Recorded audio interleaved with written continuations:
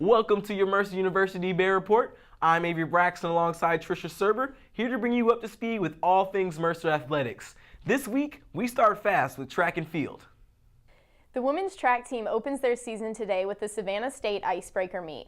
The Bears will compete in events today from 11 a.m. until 5 p.m.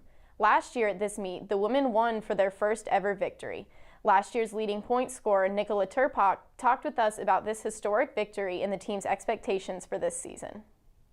I was so excited. I think we all were just blown away by how our practice really paid off and that we were able to beat these teams that really didn't know what to expect when Mercer came to the meet. A lot of us are competing in new events, and so we're really excited to try it for the first time, and we're just really coming into the season with high hopes and expectations for the best. The Bears softball team hosted the Mercer Invitational this past Saturday in what was their first home tournament of the season. The Bears picked up 3 wins, with a pair of victories over St. Bonaventure and a 2-game split with Central Michigan. Emma Andrews led the way for the Bears as she batted in 6 runs and nailed 2 homers over the course of the weekend. The softball team sees action again today as they head north to Atlanta for the Panther Invitational Tournament at Georgia State. First pitch is at 10 a.m. versus Alabama.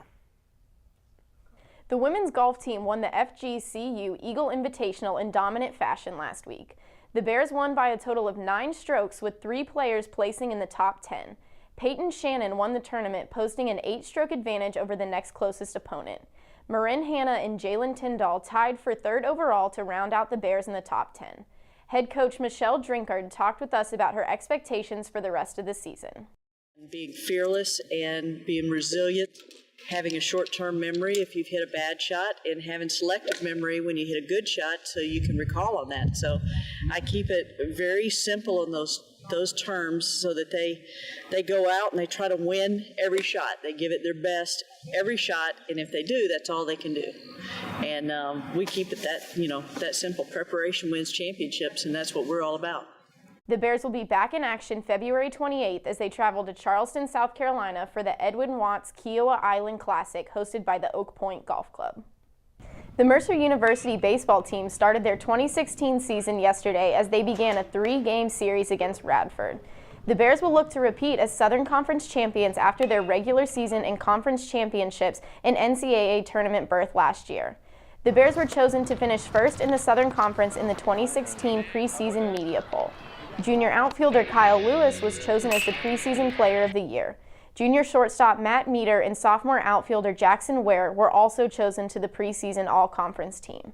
The Bears will be in action again on Tuesday as they take on in-state rival Georgia at Claude Smith Field at 4:00 p.m. Your SoCon leading women's basketball team took on ETSU on Thursday and played Chattanooga today in Chattanooga, Tennessee.